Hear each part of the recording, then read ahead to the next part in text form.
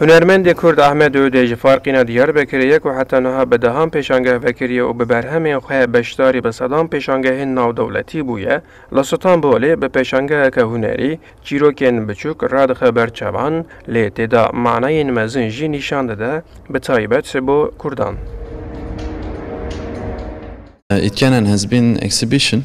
It's an important show for ji bo min ev pêşangehê gelekî giring e. Ev 5 salin ez li ser dixebitim. Wekî gelek Kurdan, gava ku ji Amedê ber bi Stenbolê ve bi otobüsan min rêwitî dikir, vê yekê hestên ji hev cuda li min peyda dikir. Min di pêşangehê de hinekî balkişaniye ser vê yekê jî. Bîranînên erdnigarî yên civaka Kurdan bi şêwazên cuda yên teknîkî û hunerî radixin ber çavan.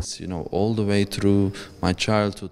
به وی اتوبیسا سکناندی لی پالدان کنتی دا تم دزورن کردین جگوند و باجار خواه دردکوین و کوچی ولاته کی بیانی دبن تید تصور کرن و دوی رویتی ده پروسیدورین جهو جدایین دو ولاتان جی تید دست نشان کرن. Bizi gördüğü zaman aslında iş tamamlanmış oluyor. Ahmet Öğüt'ün sergisine ilk geldiğim zaman açıkçası bir beklenmedik. Di pêşangeha Ahmet Öğüt de dîtina otobûseka acîb û dîzaynkirina çend karên din ên hunerî bû min sürprîzek bû.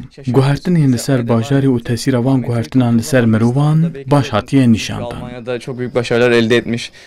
دوی جوری ده کو کاریگری گرانی عدلینینه به بکارانینا شوازین جیاواز بالت کشاندن سر هرگولین پچوک این جیانا روزانه. پیشنگاه ها هنرمند کرد حتی اساسی جوتمه ده وکریبه. ارجاندا کردستان 24 استانبول.